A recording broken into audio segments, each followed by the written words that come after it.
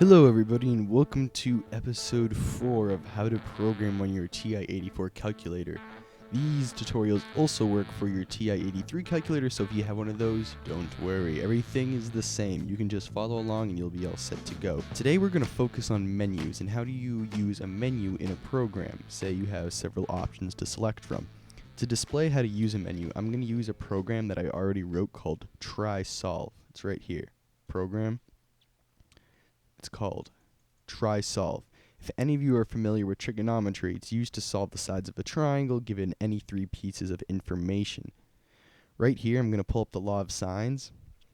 If you're familiar with the law of sines, you'll know how this program works. I'm not going to walk through it step by step because it is a huge program and the video will end up being several hours long. I'm just going to display how you use a menu and display one of the functions using the law of sines and how it solves for that. So to display how this program works as a preview, I'm going to run it.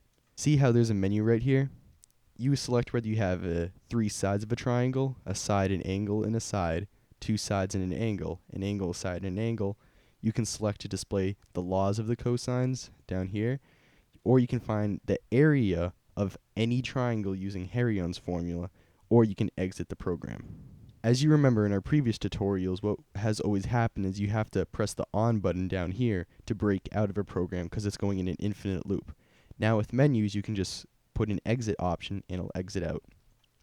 So I'm going to go into one of the options and show you how this works. If I have an Sss triangle, which means I have three sides of a triangle, I'll click on that. It asks me for one side. Alright, let's say one side equals 4, another side equals 5, and let's say another side equals 6. It'll find all the corresponding angles of the triangle.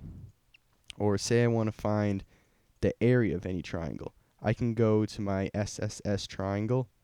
I can have a 4 side, a 5 side, and a 6 sided triangle, and it'll find the area of my triangle using Harion's formula, which is huge and long to do by hand. To see how these menus work, we're going to go over to Edit and down to the Try-Solve program. The first thing that I do, because this is a trigonometric program, is I have to make sure that this is in degree mode because I want to read my angle measures in degree. I'm going to delete this so you can see how I select that. If you go into mode in your program, right now we're just going to scroll down to radian and click on radian so that when we run the program, it'll always be in radian mode. This feature is only available in the Ti-84. Sorry, 83 people. So I do what I always do when I start a program, and I put a flag at the beginning called flag A, label A. Now into the good part. This is how menus work. When you go into the option, it's under program, and you go all the way down here. It's quite far down. And you click on menu. When you click on menu, you'll get menu and a little parenthesis. To have the title of the menu, that's the first thing that you put in between quotation marks. So if you follow my cursor, you'll see where I'm pointing at, or the blinker. So if you follow the blinker on the screen, you'll see which part of the menu I'm talking about. Right now I'm talking about the first set of text in between the parentheses. It says I have. This first block of text displays the title of your menu. This is a required part of your menu. Once you have the title established, you put a comma right here.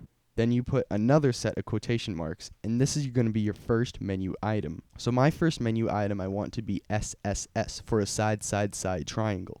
I put that in between quotation marks to let the program know display SSS is my first option. And then I put a comma, and then I put some type of label. For labels or flags, you can use numbers or you can use letters. For me, my standard is I always use numbers for menus. So after your first menu item, you put a label. In this case, it's label 1. So that means if the first item on the menu is selected, it'll go to the flag that says flag 1. I then proceed that with a comma and go to my second menu item. In between quotation marks, I put the next name of what will appear on number 2 in my menu. In this case, it's a side, angle, side triangle. I close that with quotation marks, comma, and then tell it to go to flag number 2 if that option is selected. As you can see, I did this 8 times. I repeated it over and over for every option I might need. So we're going to go check out option number 1, or flag 1, so that when flag 1 is selected, the program will find label 1 because of the 1 right here after the first menu item.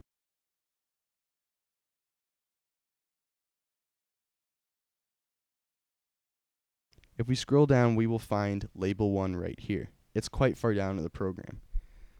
Label 1, I cleared the home screen, and I prompt the user for the first side of the program with A, the second side of the triangle with B, and the third side of the triangle with C. I then proceed to use the law of sines to find the first angle, the second angle, and the third angle, using these formulas right here. In this case, I used the law of cosines, because cosines are just cooler.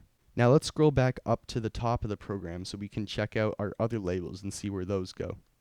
If you want to scroll really, really fast, there's a special way to do that. If you click alpha lock and you scroll up, it'll scroll up much faster.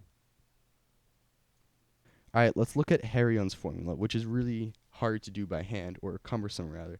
So, if we go over to area, that's one of my menu items. It's in between parentheses. If you remember, that was menu item number 7. So here it says area, comma, 7. So that means label 7 should have Harion's formula inserted into the program. In this case, I put it right at the top, because this is the last one I did and I was too lazy to scroll to the bottom of the program, because it's a very long program. So right here, it says label 7. At that point, I prompt the user with another menu. Yes, you can do menus inside of menus. So in this case, this is the second menu inside of the menu. The user either selects SSS or ASS. If they select ASS, they go to label A1. This is one special thing that you can use with labels, is you can do 2 numbers, 2 letters, 1 letter, 1 number, or you can do a number and a letter. In this case, I use a number and a letter, so I say if the user selects side, side, side triangle, go to A1. Here is the label A1, I clear the home screen, and then here is Harion's formula. As you can see, it's very large. So the program does all of this by hand, clears the home screen, and then it displays the area of my triangle with X right here. The program waits for a pause for the user to press enter, clears the home, and then it stops. So that is the end of the tutorial on how to use menus. Right now, I'm going to go through a quick run through of the TriSolve program. If you want this program, all you need to do is email me in the email provided in the description below. I check my email practically every half an hour of every single day, so I'll be sure to get back to you very fast. Just tell me your name and tell me what program from this series you want, and I'll email it over to you in no time. So for a quick overview of the TriSolve program, I'm going to run it right here.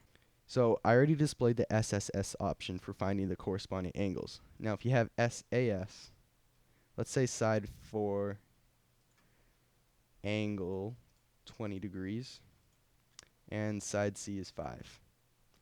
Here it just finds the side B that's missing and the 2 missing angles. Right here we have the ASS option, which has the ambiguous triangle case, which means there can be 2 solutions, 1 solution, or no solution for the triangle at hand. So let's say we have side 7, angle degree, side B. Let's say we have side B is 9 and angle degree 40. Here's case 1 of the triangle with side C, and angle B. If you press enter, it gives you case 2 with the second possible triangle that you can form. It also displays the laws of cosines and sines, which it graphs on the graphing screen. And last but not least, it does an ASA triangle.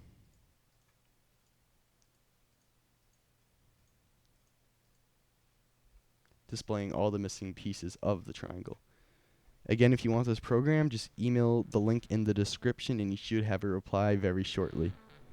I hope you learned a lot with how to use menus and how to apply them to your programs to make them even more powerful than you thought before. Menus are some of the most useful things that you can use in your programs. Have fun not doing work by hand.